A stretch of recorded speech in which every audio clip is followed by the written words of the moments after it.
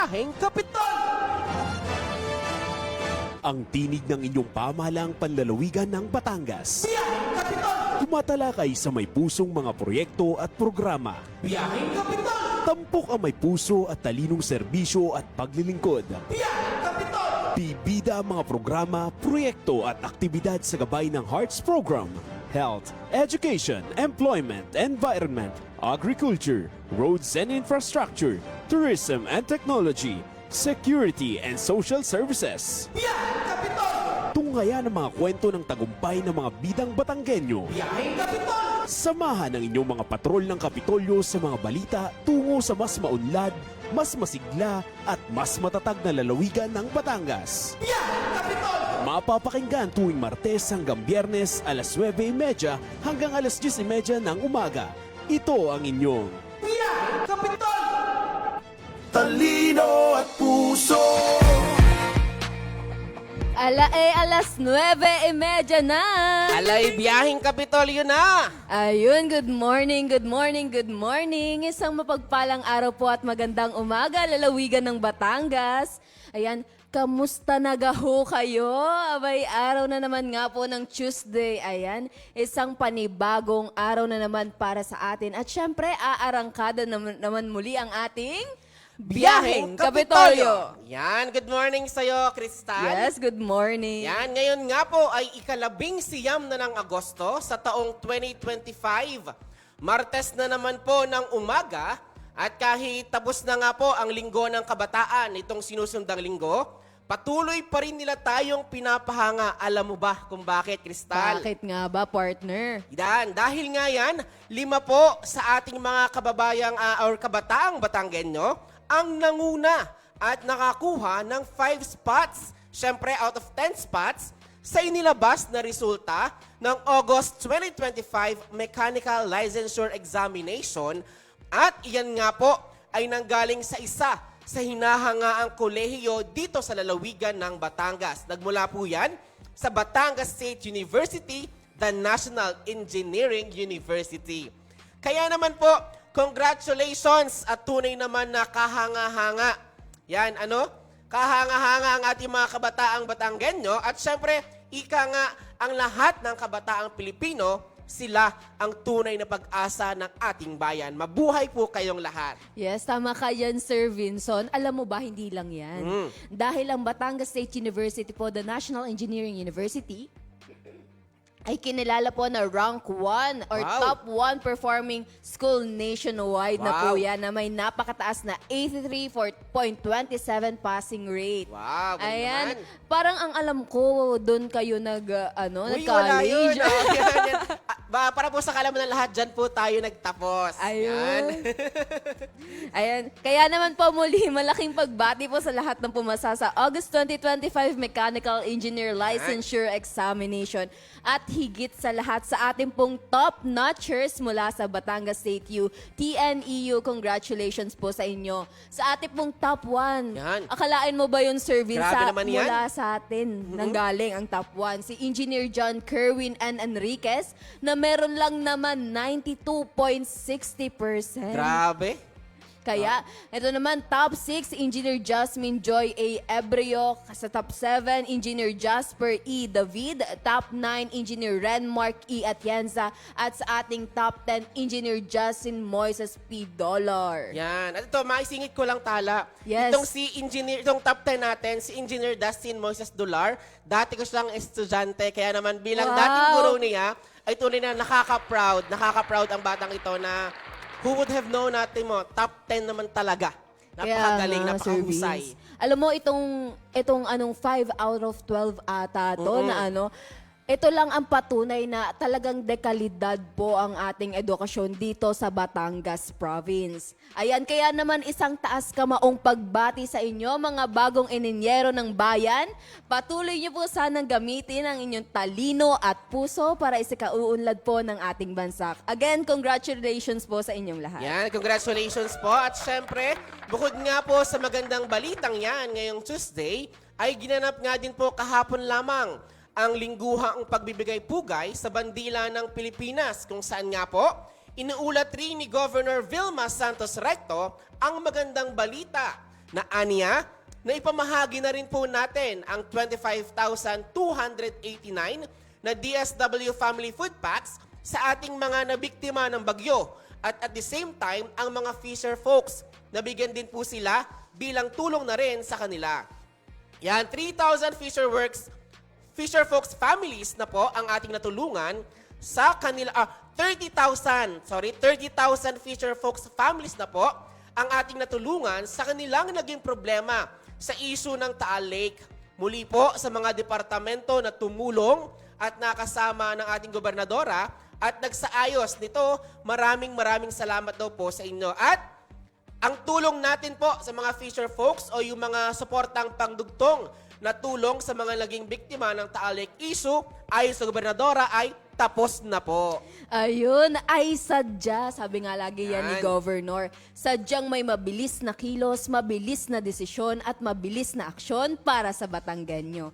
Kaya naman po ang pamahalaang palalawigan at ang buong pamilya ng Kapitolyo po ay palaging nakasuporta at handang tumulong dito po sa ating lalawigan. Yan, syempre naman kaya naman, aarangkada na naman po tayo ngayong araw ng Martes na siya na naman po nating sisimulan ng may talino at puso. Ito nga po ang ating sama-samang pagbiyahe tungo sa impormasyon, inspirasyon at malasakit. Mula mismo dito sa Kapitolyo kung saan naroroon ang ating ina na may talino at puso para sa lalawigan ng Batangas. Yan, at sa bawat serbisyong hatid ng ating pamahalaan at ina ng lalawigan, asahan ang mas pinaigting na mga proyekto para sa health, education, agriculture, roads, tourism and technology, at social service and security. Ito nga po ang Hearts Program para sa matatag na Batangas. Tara sa One Batangas. Wika nga po ni Governor V, bawal ang nakasimangot. Oo. Kaya let all start our day with a smile. Kaya naman po, kapit lamang po at walang bibitaw sa ating pagbiyahe dahil sa atin pong pagpasada ngayong araw ng Martes ay atin pong tatalakayin ang ilan sa mga naging kaganapan sa loob at labas ng bakuran ng ating Kapitolyo. Nito pong nagdaang linggo. Yan, syempre hindi rin naman mawawala sa ating pagpasada ang ilang healthy tips, mahalagang paalala at mga anunsyo. Kaya manatiling nakaantabay dahil iisa-isahin po natin ang mga yan maya-maya po lamang. Yes, kaya naman sa ngalan po ng ating mahal na ina ng lalawigan ng Batangas, Governor Vilma Santos Recto, at ng buong pangkat ng patrol ng Kapitolyo, ang inyo pong lingkod, Tala Cabello. Kasama po ang inyong mga kasangga sa Batangas Provincial Information Office. Narito na pong muli ang inyong mga kasakasama sa isang oras na masayang kwentuhan, talakayan at mga pagbabalita. Ito naman po si Vincent Roy de Chavez. Dito pa rin po sa ating pagbiyahe kung saan may talino at puso. Tungo sa lalawigan at pamahalaan ng matatag na paninindigan. May talino at puso. Hatid ay serbisyong malinaw ang direksyon Na may talino at puso. para sa paglilingkod ng totoong may malasakit. Walang maiiwan tungo sa matatag na Batangas. Ito ho ang nag-iisa at opisyal na programang pangradyo ng pamahalaang palalawigan ng Batangas, parinin na at sumakay sa ating Biyaheng Kapitolyo. Ayan ang oras po natin, 9:39 AM na po ng umaga. Ang bilis talaga. At sa panibagong yugto ng ating pagpasada, tayo muna po ay manalangin upang humingi ng gabay at patnubay na muli pong ihahatid sa atin ng isa po sa ating mga talented employee ng Kapitolyo ng Batangas na si Binibining Zara Josiah Dimaano.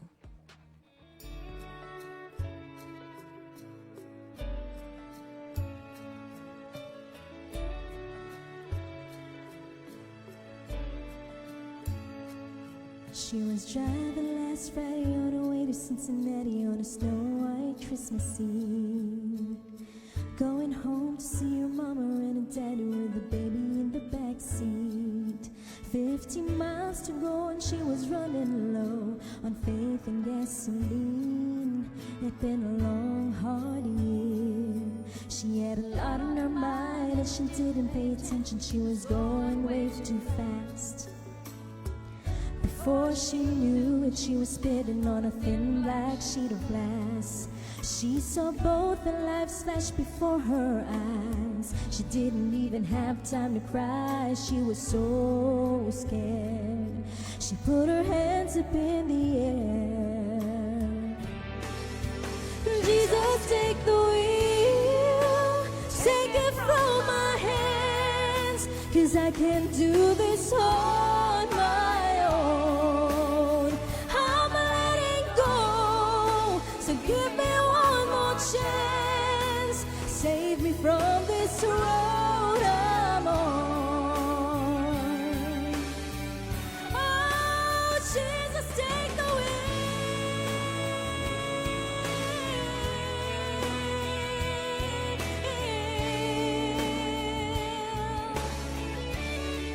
Oh, I'm letting go, so give me one more chance. Save me from this road I'm on.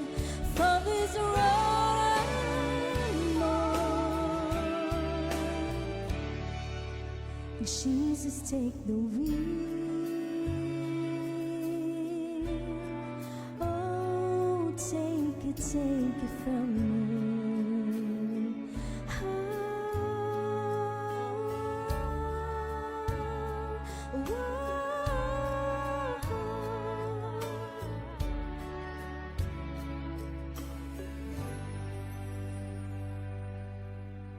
Talino at puso. Ayun, amen. Amen. Ayan. Maraming salamat po, Miss Jaya, sa napakagandang awit panalangin every Tuesday morning. Yan, syempre. At syempre, alas 9:42 na po ng umaga. At bago po tayo tuluyang mapalaon sa ating pagbiyahe, ngayong araw ng Martes, atin po munang batiin ng Happy Tuesday morning ang ating mga masusugid na tagapakinig. Of course, partner, kasama ang ating bagong makakasamang patrol ng Yan. Kapitolyo ngayong araw ng Martes, ang ating smiling patroller ng Thursday Group, Almira Elaine Baler. Sample nga ng smile, Almira. Yeah. Ayun, maraming salamat po, Crystal and Sir Vinson. At of course, maganda at mapagpalang araw po ng Martes sa ating lahat, lalo't higit sa mga kababayan nasa kani-kanilang mga sasakyan, mapapribado o pampubliko man. And of course, yung mga nasa kani-kanilang mga tahanan, dahil tayo po sa bayan pa rin napapakinggan sa mga himpilan ng Infinite Radio 102.3 FM, dyan po sa lungsod ng Lipa, at 105.5 radyo natin to sa bayan naman po ng Padre Garcia. But wait, there's more. Dahil we are also streaming sa ating pong official Facebook page na Batangas PIO. Kaya naman po pagbati ng good morning and happy Tuesday po. Una na po dyan kay Gerard Season, kay Avonlo Kagimbal, Cheryl May Makuha Halili, Cashal Kakantos, Johnson Olimba, Tin Damian, Jay Bueno, kay Tito Roger Aguirre, kay Nitz Lapa, Owen PIO, kay Jaina Jade Aguilera Balitaan, hello daw po, Crystal and Sir Vinson. At kay Ma'am Jenny, hello daw po. Kay Mother Adora Baler, hello po sa aking mommy na nakatutok po ngayon. Salamat sa pagtutok. Kay Ate Yel Pradillada at syempre po kay Tita Nenet Ona at Sir Jun Lindon Aguda. Ayun. At bukod po dyan sa ating pong pagbate, akin na pong i-anunsyo ang ating pong power interruption. Kasalukuyan po nakakaranas ng power interruption ng ating mga kababayan dyan po sa buong munisipalidad ng Tingloy ngayong araw, August 19, 2025. Nagsimula po yan kaninang alas 8 ng umaga at tatagal po hanggang alas 5 ng hapon. Dahil po yan sa gagawing pagpalit ng steel cross arms, installation of conductor sleeves, at replacement of bare AC SR with 3-wire. Bukas naman po, araw po ng Miyerkules. Ay, ngayon pong araw ng bukas po. Bukas nga po. Okay. Bukas po, araw po ng Miyerkules, mawalan po ng daloy ng kuryente sa Barangay Balas, dyan po sa bayan ng Talisay. Magsisimula po yan ng alas 9 ng umaga at tatagal hanggang alas 5 ng hapon. Dahil po yan sa gagawing clearing of lines. Ang pagsagawa po ng mga scheduled power interruption ay para sa mas maayos at magandang daloy ng serbisyo ng kuryente. Pinapaabot po ng Batalek ang kanilang paghingi ng paumanhin at at pang-unawa. Maraming salamat po. Ayun, sensya na po sa nalilito po tayo sa dates at ngayon lang po ako natoka sa Tuesday muli. Ayun. Ayun, nanibago ata si kasamang Opo, Almira nanibago po dito. ako. Ayun, back to you po, Crystal and Sir Vincent. Ayun, madami na naman pong mawawala ng kuryente dyan. Alam nyo na po, lagi po tayong mag-ingat. At syempre, sana po ay meron na tayong mga power bank, emergency kits kung kailangan po natin. And yan, since bumati na nga si kasamang Almira, speaking of pagbati nga, atin nga pong batiin ang ina ng dakilang lalawigan ng Batangas, Governor Vilma Santos Recto. Magandang umaga po, ma'am. At syempre po sa ating Provincial Administrator, Attorney Joel Motealto. Good morning po, sir. At syempre, sa lahat naman po ng bumubuo sa sangguniang panlalawigan. Sa pangunguna po iyan ni Vice Governor Dodo Mandanas, 10 ng ating mga respetado at hinahanga ang mga bukal. Magandang umaga po sa inyong lahat. Ayan, and speaking of greetings, partner, of course, hindi rin natin makakalimutang batiin ang ating mga kababayan sa bayan ng Lemery na kamakailan nga, partner, ay nag-celebrate ng kanilang fiesta noong August 15 to 16. Gayon din, syempre, ang San Luis, ang bayan po ng San Luis sa kanilang 164th founding anniversary na ipagdiriwang po yan sa August 22 to 25, 2025. Ayan. Kaya naman po, pagbati po mula sa pamahalaang palalawigan ng Batangas. Ayan, time check. Ganap na pong 9:46 a.m. ng umaga. Ang bilis ng oras kasamang Sir Vinson. Ayan, marami pa po tayong bagong impormasyon na ihatid sa inyo ngayong araw. Kaya naman po sa atin pong pagbabalik ay atin pong tatalakayin ng ilang mga naging kaganapan sa labas at loob ng bakuran ng ating Kapitolyo. Matapos lamang po ang ilang mga paalala, kaya naman po wala pong magdilipat ng himpilan dahil magbabalik po ang ating Biyaheng Kapitolyo.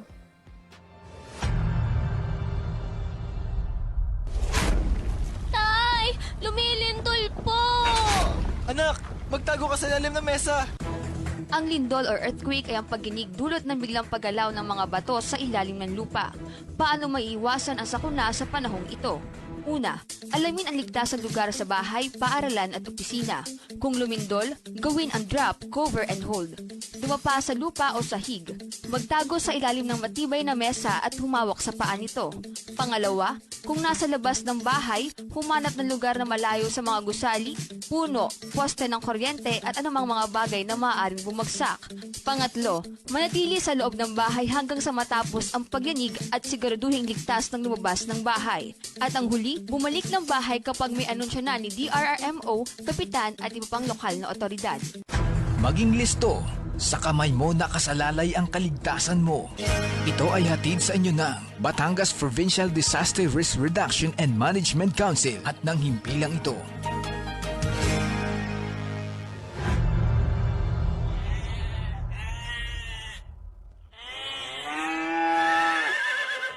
Bakit kaya ang mga hayop ay nagkakagulo? Nako, Ineng! Nag-aalburuto na daw ang bulkan eh! Ang volcanic eruption o pagsabog ng bulkan ay nagaganap kapag naging malakas ang presyon mula sa mga gas sa loob ng mga tunaw na bato. Ang pagsabog ay maaaring maging tahimik o sumasalumbat. Paano nga ba maiwasan ang mga sakuna sa panahong ito? Una, ugaliing makinig sa radyo, TV, internet at iba pang mga media channel para sa ulat panahon. Pangalawa, maghanda ng mga emergency kit at siguraduhing nakalagay ito sa lugar na madaling makita.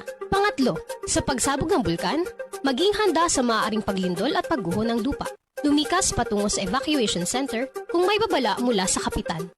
Maging listo, sa kamay mo nakasalalay ang kaligtasan mo. Ito ay hatid sa inyo ng Batangas Provincial Disaster Risk Reduction and Management Council at ng himpilang ito. Talino at puso. At nagbabalik po ang inyong biyaheng Kapitolyo. Dumako po muna tayo sa ating mga pagbabalita.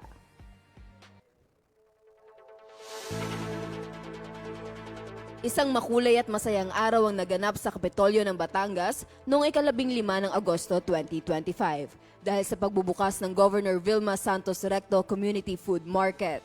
Isang proyektong naglalayong bigyang pagkakataon ng mga lokal na magsasaka, mangingisda at maliliit na negosyante at home-based entrepreneurs na maipakita at maibenta ang kanilang mga dekalidad na produkto. Sa pamilihang ito, naging tampok ang iba't ibang sariwang ani at prutas, bagong huling isda at lamang dagat, masasarap na pagkaing lutong bahay, kakanin at mga inuming gawa sa natural na sangkap.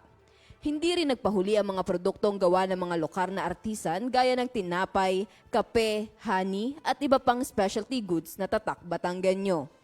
Bukod sa pagbibigay ng direktang pamilihan para sa mga lokal na produkto, layunin din ng community food market na itaguyod ang farm-to-table approach, kung saan masisiguro ang sariwa, masustansya at abot kayang pagkain para sa lahat. Ito rin ang paraan upang mabawasan ang middleman na mas mapalaki ang kita o ng magsasaka at mangingisda. Ang VSR Community Food Market ay nagsisilbi hindi lamang sa simpleng pamilihan, kung hindi isa ring hakbang patungo sa mas inklusibong pag-unlad ng ekonomiya ng lalawigan.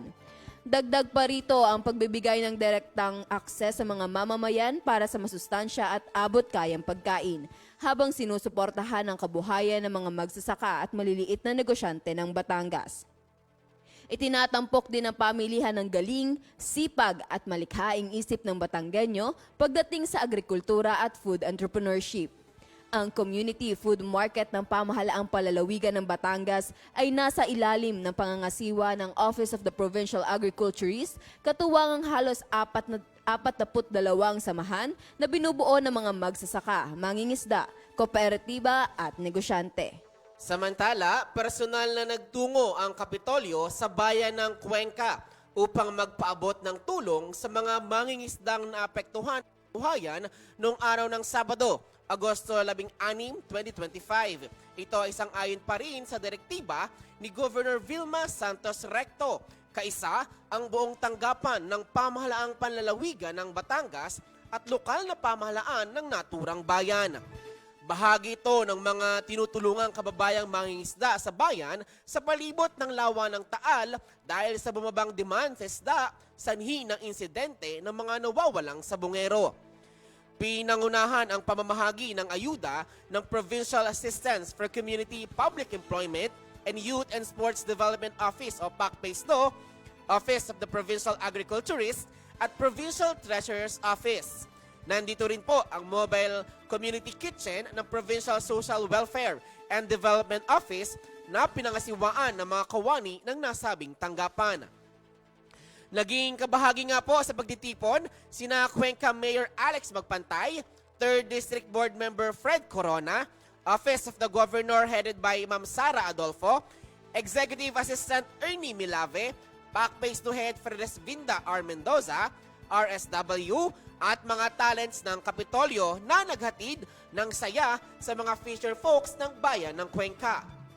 Kahapon, ika-18 ng Agosto 2025, nagsimula naman ang pagsasagawa ng Executive Briefing and Planning Session ng pamahalaang palalawigan ng Batangas. Katuwang ang provincial at regional level ng Department of Interior and Local Government o DILG.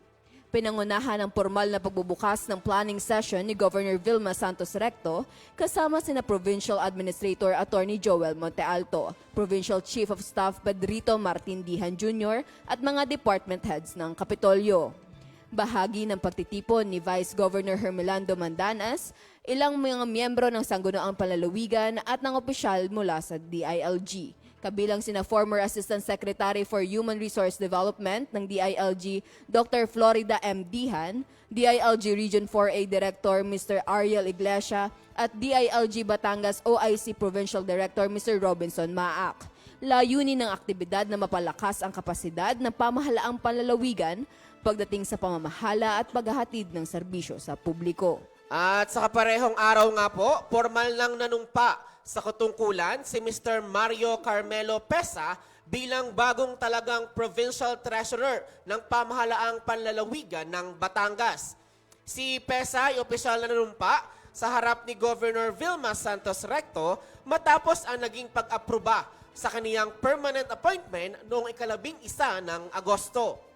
Samantala, para sa iba pang balita sa labas ng ating lalawigan, 14-month pay pinasa batas. Pinasa sa batas, muling inihain po ni Senador Vincent Tito Soto III ang panukalang batas na mag-aata sa mga employer sa pribadong sektor na magbigay ng 14-month pay maibsan ang epekto ng mataas na gastusin at makatulong sa edukasyonal na pangangailangan ng mga manggagawa. Sa ilalim po ng Senate Bill No. 193 ng 14-month pay ay katumbas ang isang ikalabindalawa ng taunang batayang sahod ng empleyado at dapat ibigay hindi lalampas sa December 24.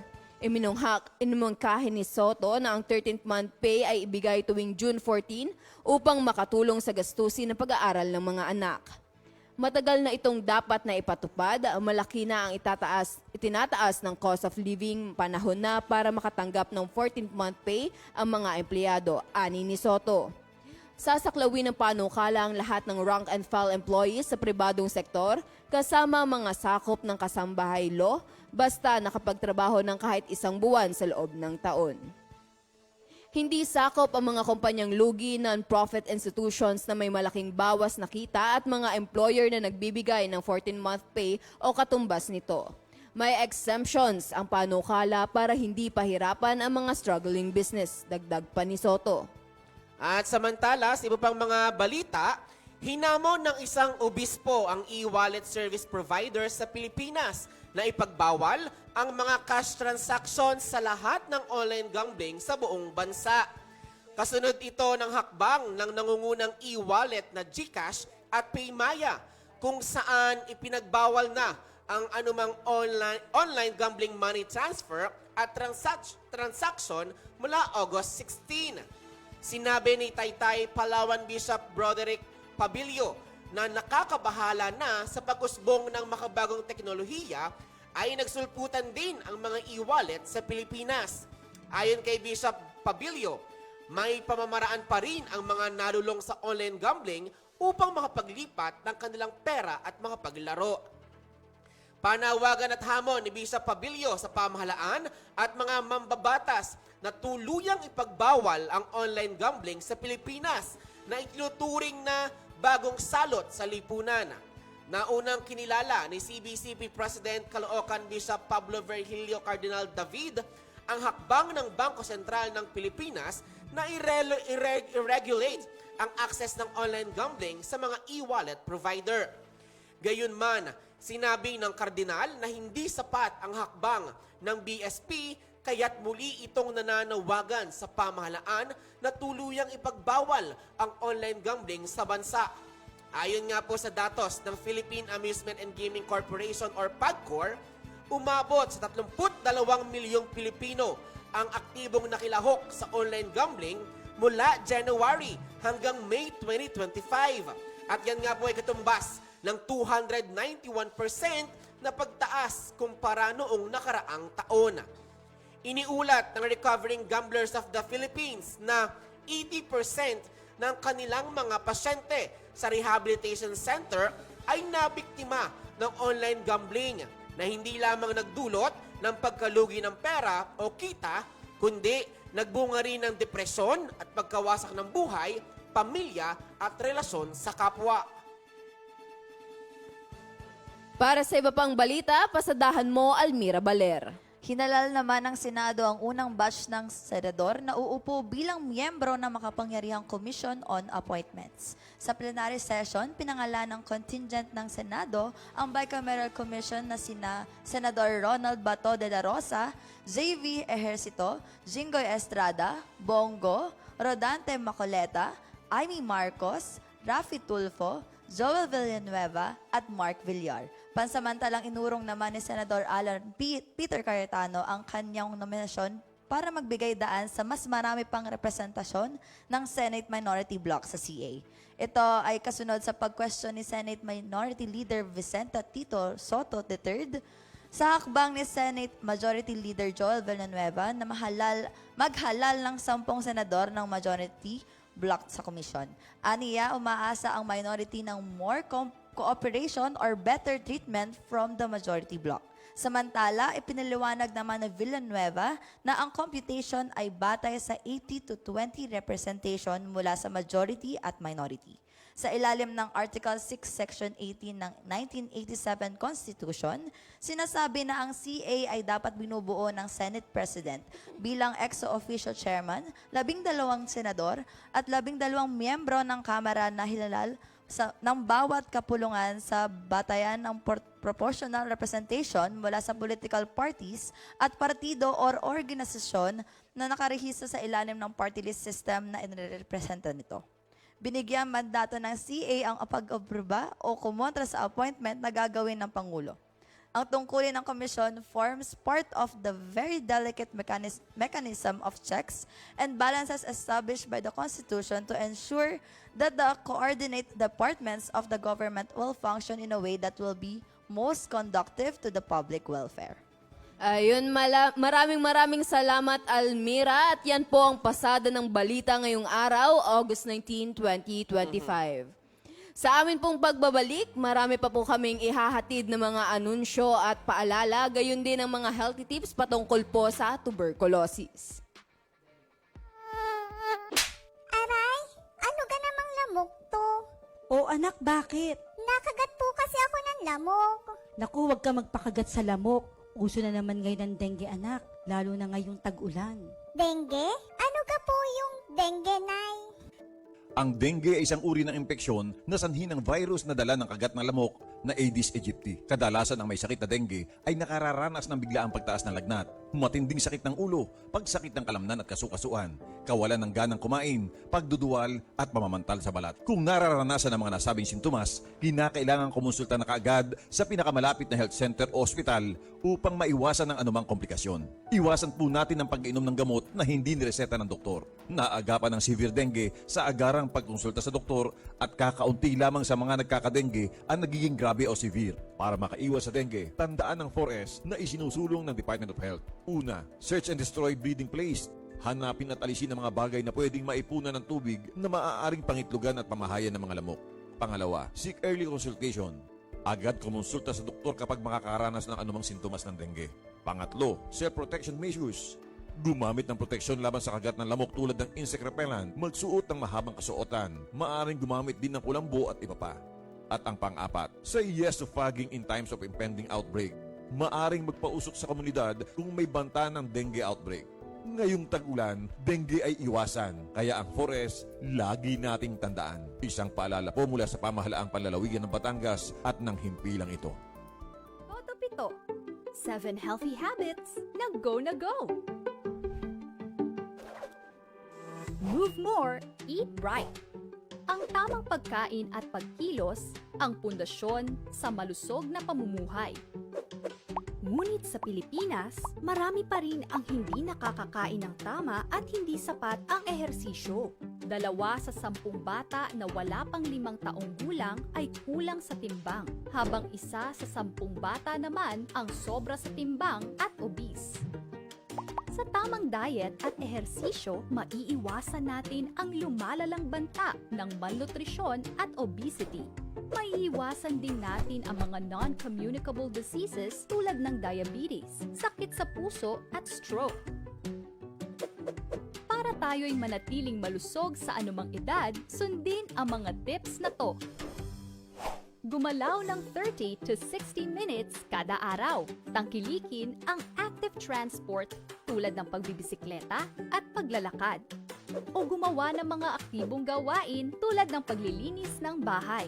Kumain ng healthy at iwasan ang mga pagkaing mataas sa asukal, asin at taba. Ugaliin ang pagbasa at pagsuri ng mga food labels.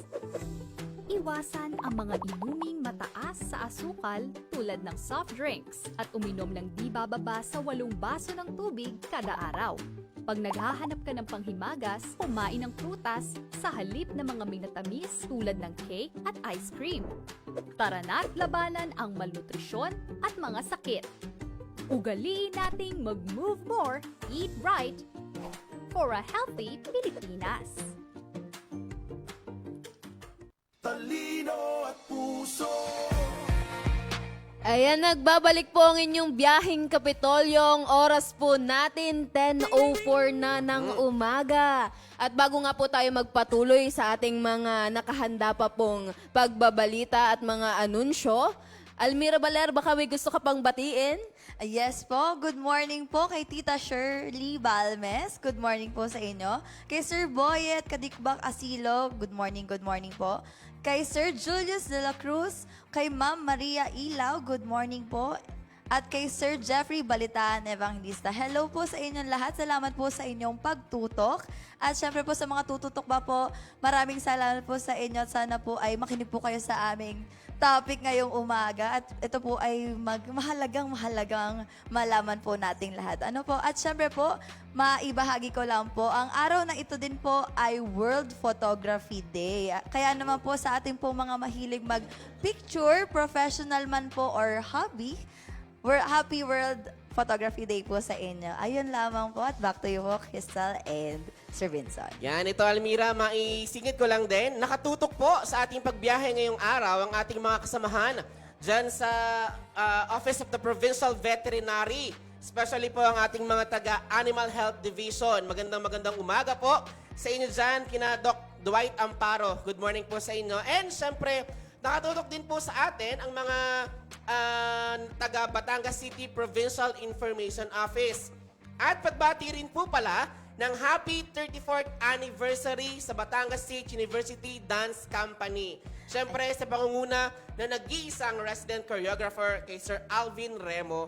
Good morning po and happy anniversary ulit. Ayun, at bilang nabati na po ni Sir Vincent, babatiin ko na din po ang aming organization, ang Diwayanis Dance Theater ng happy 50th anniversary naman. At sa mga Ayun, happy 50th naman. 15th pala po. 15 pala, masyado mong pinapatagal. 15 pa lang po. At hopefully, makarating ng 50. Ayun po. Ayun, alam mo ba, Sir Vince, kasamang Almira, ang kahapon din ang pagkakaalam ko, kahapon ba yun o ngayon, yung World Aspin Day. Diba? Since nabati nyo, Sir Vince, yung mga taga-Office of Provincial Veterinarian natin, ay yun din po, Happy World Aspin Day. Kasi alam nyo po, sa totoo lamang, hindi masyadong nabibigyan ng pansin yung ating mga aspin o yung mga asong Pinoy. Yes. Parang, imbes na tangkilikin natin yung sariling atin, tangkilikin natin na meron tayong mga aspin, talagang napapabayaan. Kaya sana mas mabigyang pansin po at syempre mag-adapt po tayo ng mga aspin from non-profit organizations po. Opo, at may maibahagi ko lang din po. Meron po tayong kinilalang aso po, si Kabang, mula po sa Zamboanga City, na nagligtas po siya ng 2 bata sa isang aksidente mula sa isang motor. Ngayon po, kinilala siya ng lugar po ng Zamboanga City at meron siyang statue ngayon doon po sa lugar na yon. Kaya ang ating po mga aso na katulad po ni Kabang ay talagang nakakatulong po. Yes. Nakakahanga po. Kahanga-hanga. Kasi ang ating po mga aspin ay matatalino at syempre mapagmahal po yan. Yes. Yan, Sir Vince, baka may idadagdag po kayo dun sa ating mga top-notchers kanina. Ay, oo nga pala. Speaking of top-notchers po natin, naghain na rin po ng resolusyon ng pagkilala si Bukal Fred Corona para nga po i-congratulate itong 5 Batanggenyong top-notchers at syempre co-sponsored po yan ng ating mga mahal na bukal. Ayun. So, baka one of these days, baka o next week, makasama natin sila upang personal po nating maparangalan dito sa Kapitolyo. Ang atin pong mga kahanga-hangang top-notchers na talaga namang, alam mo yun, yung nag-describe kung ano ba talaga yung talino at pusong Batanggen. Tama. Or kaya pwede natin silang i-guest dito sa ating biyaheng Kapitolyo. Yes, malay mo, Yan, para ma-interview din natin sila. Ayan. At syempre, bilan nga pong pangunahing prioridad din ng Hearts Program ng ating Governor Vilma Santos Recto, hindi po natin paglalampasin ang araw po ng Martes na wala kaming naiibahagi sa inyo na ilang mga gabay pang kalusugan. At kaugnay nga niya this Tuesday morning para po sa pasada ng ating segment na Kalusugan Mo, #1 sa puso ko. Wow. Bilang pakikiisa po ng pamahalaang panlalawigan ng Batangas sa obserbasyon din po ng bansa sa National Tuberculosis Day ngayong pong buwan ng Agosto, partikular na po ngayong araw na ito po, August 19, 2025. Yan, sa gabay nga po ng Hearts Program ni Governor Vilma Santos Recto, maitataas ang kamalayan ng publiko tungkol sa sakit na tuberculosis. Layunin po nito na suportahan ang mga programang pangkalusugan laban sa TB upang mapigilan ang pagkalat ng sakit, alisin ang diskriminasyon at ang maisulong ang isang malusog at ligtas na komunidad. May ilan din pong mga programa ang Provincial Health Office kagaya ng pagsasagawa ng free chest x-ray at mga pinalakas na programa pagdating sa diagnostic, treatment at pagpapabuti ng surveillance systems. At sabay-sabay po nating alamin ang mga impormasyon tungkol po sa sakit na tuberculosis para NTB at TB-free na Pilipinas. Yes, hashtag NTV and hashtag TB-free sa Yan. Pilipinas tayo ngayon. Ayun, at bago nga tayo tumungo po sa ating discussion ngayong umaga patungkol sa tuberculosis, gusto ko lamang pong sabihin na ito pong mga impormasyong ibabahagi natin ngayong umaga ay galing po mismo sa Department of Health. Yan. Patungkol po sa kanila pong programa po ata ito sa National TB Control Program. Ito po yung mga frequently asked questions po patungkol sa tuberculosis. Ayun, pasadahan na nga natin, ano nga ba ang tuberculosis? So, ang tuberculosis po ay isang nakakahawang sakit na dulot po ng bakterya na tinatawag na Mycobacterium tuberculosis. Ito po ay kadalasang inaatake nito ay baga, kaya ito po ay tinatawag na pulmonary tuberculosis. Pero maaari din po itong makaapekto sa iba pang bahagi ng katawan. Ito naman po ay tinatawag na extrapulmonary tuberculosis at ang mga kasagutan po dito ay patungkol sa pulmonary TB. Yan. Ano nga ba ang TB infection? Kapag nakalangha po ang isang tao ng TB bacteria, madalas ay kaya itong kontrolin ng katawan para hindi ito dumami. Sa ganitong kondisyon, hindi po aktibo ang bakterya. Hindi pa sila namamatay, pero hindi rin sila gumagalaw. Ang tawag po dito ay latent TB infection.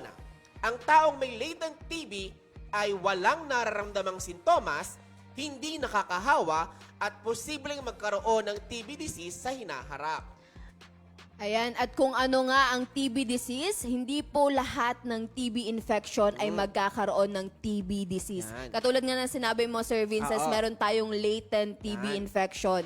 Kaya again po, hindi po lahat ng TB infection ay magkakaroon po ng TB disease. Dahil kapag nagsimula nang magpakita ang mga sintomas ng taong may TB infection, tinatawag na po itong active TB disease. Yan. May mga tao po na agad na nagkakaroon ng TB disease pagkatapos pong ma-infect, lalo na kung mahina ang immune system. Ang iba naman po ay mas nagkakasakit pagdating ng panahon kapag humina na yung katawan nila. Yan. Sino nga ba ang mas madaling magkaroon ng TB disease, Almira? Ayun, mas madaling kapitan po ng TB ang mga may mahinang immune system tulad po ng mga sanggol at maliliit na bata, may mga HIV infection, may diabetes mellitus, may silicosis, may cancer sa ulo o lieg, leukemia, malubhang sakit sa kidney, mababang timbang at mga sumasailalim sa treatment gaya po ng organ transplant or corticosteroids. Ayun. Alam nyo ba yung mga... So, sa madaling sabi, kapag mahina yung immune system natin, mas madali tayong tamaan ng TB disease. Kaya, kumbaga, syempre, ang gagawin natin ngayon, mag-ehersisyo at syempre kumain ng masustansyang prutas, masustansyang pagkain. Palakasin ang immune system. Yes, Yan. ayun, yun na. At ano ba nga ang sintomas ng pulmonary TB, Almira? Yun po, ang matagal na ubo, lagnat na lalo na sa gabi, night sweats, paninikip po ng dibdib, pagbaba ng timbang, walang gana kumain at pag-ubo ng dugo. Yan. Ayun, at kung paano nga nakukuha ang TB, ito po ay naiipasa ang TB sa hangin kapag po ang may TB ay sa baga ay umubo, bumahing, sumigaw o dumura. Kapag po nakalanghap ng maliliit na particles ng plema na may bakterya, pwede na po agad ma-infect.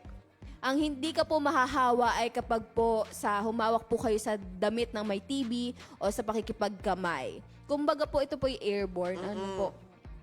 At mas mabilis kumalat naman ang TB kapag masisikip at saradong lugar o nawala pong sariwang hangin. Kaya ang TB bacteria po ay maaaring mabuhay sa hangin ng ilang oras. Ang sariwang hangin po at araw ay nakakatulong para po pumatay ng TB bacteria. Yan, ito ang tanong, Miss Tala. Kung may nakasama akong may TB, maaari ba akong makahawa sa iba? Ang sagot po dyan ay hindi. Tanging ang mga may active TB disease lang ang pwedeng makahawa. Kung ikaw ay may latent TB infection, hindi ka nakakahawa. Pero maaari ka pang magkaroon ng active TB sa hinaharap kung hindi mo ito maaagapan. So sa madaling sabi, ito'y para maalis na din yung stigma Oo, na, tama. na kapag may TB ka, makakahawa ka Oo. agad. Again po, pag TB, pag latent infection lamang po, hindi po ito makakahawa. Yan. At pwede pa po itong malunasan. Ayan, mas mataas ba ang risk ng TB kung may HIV? Ang sagot po dyan ay oo. Mahina po ang immune system ng may HIV kaya mas mataas po ang tsansa nilang magkaroon ng TB disease. Dapat po agad silang masuri at kung kinakailangan po ay uminom ng gamot laban sa TB.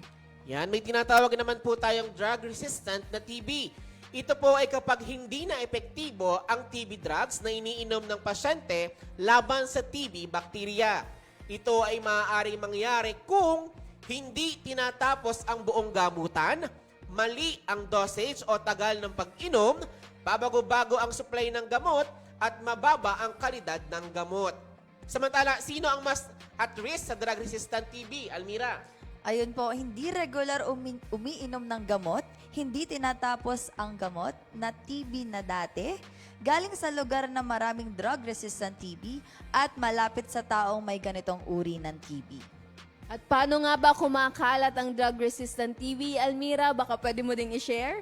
Ayun, pareho lang po ito sa normal na TB sa hangin kapag ang TB ay umuubo, bumabahing, magsalita o kumanta. Hindi po ito napapasa sa pamamagitan ng pakikipagkamay, pagsalo sa pagkain, paghawak sa kumot o toilet seat, paggamit ng parehong toothbrush at paghalik. Yan, ano naman ang multi-drug-resistant tuberculosis? Ito po ay klase ng TB na hindi tinatablan ng dalawang pinaka-epektibong gamot, ang isoniazid at rifampin. Mas mahirap po itong gamutin. Ito po yung uri ng TB na mahirap gamutin. At ano naman nga ang extensively drug-resistant TB or XDR-TB? Ito naman nga po ay bihirang uri ng MDR-TB na hindi rin tinatabla ng fluoroquinolone na kahit isa po sa mga second-line injectable drugs tulad ng amikacin, kanamycin at capreomycin. Lalong delikado po ito sa mga may HIV o mahinang resistensya. Yan, Almira, ano nga ba ang dapat gawin kung buntis at may TB? Agad dapat pong simulan ang paggagamot. Siyempre, ang gamot tulad ng isoniazid, rifampin at ethambutol ay ligtas pong gamitin. Iwasan ang streptomycin at pyrazinamide kung buntis dahil maaaring makaapekto po ito sa sanggol. Mas delikado po ang hindi gamutin ang TB kaysa sa epekto ng gamot sa buntis. Yan, paano nga po ba tayo makakaiwas sa pagkalat ng TB sa iba? Kung ikaw ay may TB at nagpapagaling, uminom po tayo ng gamot ayon sa reseta at huwag liliban. Takpan ang bibig kapag umuubo o bumabahing. Iwasan muna ang ibang tao at matulog sa hiwalay na kwarto. Palaging buksan ang bintana para pumasok ang sariwang hangin at gumamit ng ventilador para lumabas ang hangin. Pagkatapos ng 2 hanggang 3 linggo ng gamot, posibleng hindi ka na nakakahawa. Pero sundin pa rin po natin ang advice ng doktor bago bumalik sa trabaho o sa eskwela. Ito kasamang Vinson at saka kasamang Almira, madami nagtatanong nito, epektibo ba ang BCG vaccine laban sa TB? Ang sagot po dyan, ang BCG vaccine po ay binibigay sa mga sanggol para protektahan sila sa malalang uri ng TB tulad na po ng TB meningitis. Pero hindi ito garantisadong proteksyon laban sa pulmonary TB. At kung paano nga maiiwasan ang MDR-TB, ito po ay sa tamang pag-inom ng gamot na wala pong palya. So araw-araw po, dapat iniinom po natin yung gamot natin sa tamang oras po. At syempre, sasabihin agad sa doktor kung may nararamdaman pong side effects sa mga gamot para maagapan po kung sakali pong may allergy sa gamot o kung ano man po yung mga kinakailangan nyo po. At syempre, kung maglalakbay po or pupunta po kayo sa ibang lugar, siguraduhin pong may sapat na gamot po kayong daladala.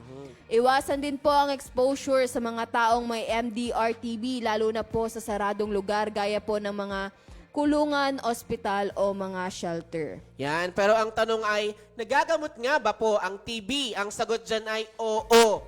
Kayang gamutin ang TB kung tama at buo ang pag-inom ng gamot sa loob ng 6 hanggang 8 buwan. Kung hindi tinapos ang gamutan, maaaring muli kayong magkasakit or mas lalakas ang bakterya, mas mahirap gamutin at maaaring makahawa pa sa iba. Ayan, kaya tiis-tiis muna tayo sa pag-inom ng gamot. Ano, laging tandaan kung pwede nga mag-alarm tayo kung kailan tayo iinom ng gamot. Ako ba yan? Naka-alarm yung mga gamutan natin. Ano? At yan, ano nga ba ang DOTS? Ang DOTS o DOTS ay ang Directly Observed Therapy short course. Sa sistemang ito, may tagamasid habang umiinom ng gamot ang pasyente upang masigurong regular at kompleto ang pag-inom ng gamot. Ito po ay ginagawa sa klinika, bahay o anuman pong lugar sa maginhawa ang pasyente. So ayun nga, Sir Vince, kasamang Almira, kapag may TB tayo, dapat meron tayong maayos na support system kung sa bahay lang tayo ginagamot. Kasi yun nga, pag sala ka sa inom ng gamot, pag may liban kang inom ng gamot, maaaring mas lumala pa yung TB bacteria o mas hindi lalo gumaling sa TB disease. Kumbaga ay maging faithful sa pag-inom ng gamot. Ano? Yan. Ang tanong dito ay bakit mahalagang tapusin ang gamutan? Kung ititigil ang gamot ng hindi kompleto, maaaring hindi gumaling, lumakas ang bakterya, or kailangan ng mas malalakas na gamot na may mas maraming side effects o mas mataas ang chance na makahawa pa ng iba. Ano nga ba ang side effects ng TB na gamot? Almira? Ayun, kakaunti lang po ang mga taong nagkakaroon ng side effects sa gamot para sa TB. Mga mild na side effects po dyan ay ang pagsusuka, pagduduwal, walang ganang kumain, pananakit ng kasukasuan, kulay orange o pula ang ihi, at skin rash. Ang mga ito po ay madalas na kayang i-manage sa pamamagitan po ng simpleng gamot o pag-adjust ng dosage ng gamot. Meron din po tayo mga seryosong side effects katulad na po dyan ng pagkabingi at pagkahilo, paninilaw ng balat o mata, at saka po pagsusuka, panlalabo ng paningin, shock, pamumula o pasa sa balat, at acute kidney failure. Ang malalang side effects naman po ay kailangan i-manage ng isang doktor at minsan ay nangangailangan ng pag-admit sa ospital. Mahalaga po na ipaalam agad sa healthcare provider kung nakakaramdam ka ng anumang kakaibang habang umiinom po ng mga TB medicine. Pero tandaan po, karamihan ng tao ay walang problema sa pag-inom ng TB na gamot. Ayan, at kung gumaling na ang pasyente mula sa TB, maaari pa ba siyang mahawa ulit? Ito, madalas din tong tinatanong, ito po ay bihira, pero maaari pa rin pong mangyari. Kung tama at kumpleto po ang pag-inom ng gamot ayon sa tagubilin po ng doktor, mababa po yung chance na mahawa ulit. Pero kung makakaramdam po muli ng sintomas, kumonsulta po agad sa mga doktor. Yan, ito ang tanong, may mga dapat bang tandaan sa pagkain para sa mga TB patient? Yan, meron po. Mahalagang kumain ng masustansya at balanseng pagkain para makatulong sa paggaling. Narito nga po ang ilang tips. Dapat madaling tunawin at ayon sa panlasa ng pasyente ang pagkain. Mas mabuti ang maliliit pero madalas na kain. Yan, Almira. Imbis na 3 malalaking kainan. Isa pa, dagdagan ang dami ng pagkain habang gumaganda ang kondisyon ng pasyente. Uminom ng sapat na tubig. O yan, tubig daw, hindi kape or soft drinks, ha? Yes, tala. Yan. Iwasan ang pag-inom ng alak habang nagpapagaling dahil maaari magdulot ito ng side effects o komplikasyon. Kapag nagpapagaling sa TB, karaniwang tumataas ang timbang at mas bumubuti ang kalagayan sa tulong ng tamang nutrisyon. At para nga sa bata na may TB, kailangan nila ng mas maraming energy at nutrients dahil sabay silang lumalaki at lumalaban po sa sakit. Ang TB ay kadalasang nagpapababa ng gana kumain kaya nanganganib ang pasyente na magutom o ma-malnourish. Kaya mainam po na 6 na maliit na kainan kada araw sa halip po na 3 na malalaking kainan. Kumbaga po hahatiin natin yung oras natin sa pagkain at small portion lamang po yung pagkain natin araw-araw. Ang pagkain po ay dapat masustansya, may sapat na energy at protina at kaaya-aya ang lasa at itsura para ganahang kumain ang pasyente. At para naman nga po sa mga may HIV at TB, kailangan nila ng mas maraming calorie at nutrition pero kadalasan ay mahina o walang gana kumain o hindi maayos po yung absorption ng nutrients. Kaya iwasan po ang sapilitang pagpapakain o sobrang pagkain lalo na ang taba dahil pwede po itong magdulot ng kabag o diarrhea. So iwasan po yung mga matatabang pagkain katulad po ng pork na talagang sagana sa taba. Oo. Ayan. At tandaan po natin na ang paggagamot ng TB ay syempre lagi po tayong kumain ng masustansya, matulog po ng maayos, gumalaw at mag-ehersisyo ng bahagya para po mas mabilis ang paggaling. Yan. Ayan. Alam nyo, Sir Vince at kasamang Almira, napaka-importanteng talakayin ang tuberculosis dahil nga patuloy pa rin yung stigma o yung pagiging pag-iisip ng mga tao na ang TB ay nakakahawa. At alam nyo ba yung may mga sakit na TB yung iniiwasan nila? Kaya importante po itong sinaselebrate natin ngayon na National TB Awareness Day. Dahil po para mapataas ang kamalayan po ng publiko patungkol po sa sakit na TB. Ayun. Ayun po. Siyempre po sa mga may TB po, kumain po tayo ng masustansya lagi. Atin pong iisipin lagi ang ating kakainin, matulog po ng maayos, at tayo po ay as much as possible po ay mag-exercise po para po mas tumibay po at mas bumilis ang ating resistensya. Ayun, dahil nga sa natin to, sa topic natin ito, parang ang dami kong nalaman na impormasyon patungkol sa TB. Tsaka ngayon ko lang nalaman na kapag pala na mismo yung isang gamot, malaking epekto na siya. Oo. Ayun. Ayan, at tayo nga po ay nasa huling bahagi na ng ating pagpasada ngayong araw. Almira Baler, baka naman mapapasadahan muli ang ating mga manonood. Baka tayo may mga nadagdag pa at patuloy pang nanonood sa atin. Opo, nag-chat po ang aking mother. Nagtatampo daw po ang aking ama at hindi ko daw siya nabati. Hello naman, Dad. Salamat po sa pagtutok din. At sa aking pong kapatid, aking pinsan ay, hello, good luck po sa school. Sana ay magbait, katulad ni ate. At yun lamang po. Siyempre po, ating pong ding pinapasalamatan ang ating pong mga nakasama na technical crews na nakasama po natin ngayong araw. Sa pangunguna po ni Direk Gian Marco S. Camillas, Apon Luca Gimbal, Gerard Sison, Julindon Aguda, sa atin pong bago pong kasama na si Kuya Jundal Maranan, at siyempre po sa atin pong station manager, Tito Roger Aguirre. Yes, palaki yung family ng BPI o nakakatuwa naman. Yan, syempre Miss Nala, ito, ihabol ko lang ulit muli. Pagbati po ng happy 34th anniversary sa BSU Dance Company. Sa pangunguna nga po ni choreographer Alvin Remo. At syempre, binabati ko rin po ng good morning si Boss Britney Alander Evangelista at kay Sir Michael Taylor. Yan. At syempre, good morning sa inay dyan sa Bilogo Elementary School at kay Inteng dyan sa Japan.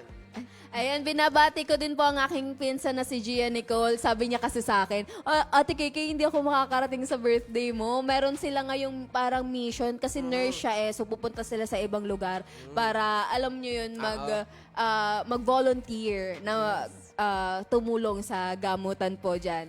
Yes. At yan, Babatiin ko din po ng happy 50th anniversary ang aking pong organization na Batangas. BSU Diwayanis Dance Theater. Hello po. parang hindi na naman sure si Almira sa pangalan. Lagot ka talaga. BSU Diwayanis Dance Theater. Ayan, ipahabol mo bang bate? Wala na, Wala Sir na. Vinson? At yan na nga po ang isang oras sa pagbiyahe natin ngayong araw ng Martes.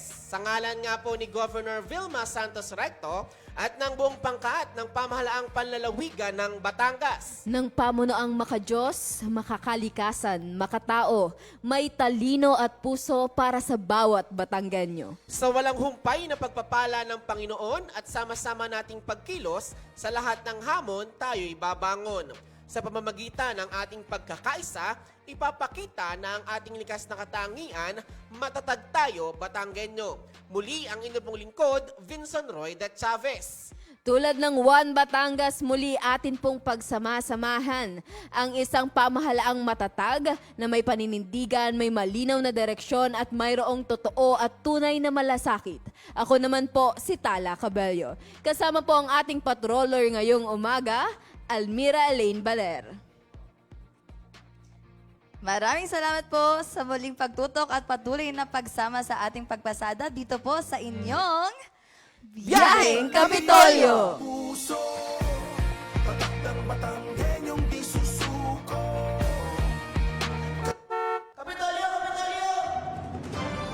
Biyaheng Kapitol!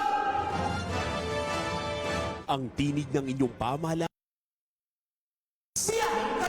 Tumatalakay sa may pusong mga proyekto at programa. Biyaheng Kapitol! Tampok ang may puso at talinong serbisyo at paglilingkod. Biyaheng Kapitol! Bibida ang mga programa, proyekto at aktibidad sa gabay ng Hearts Program.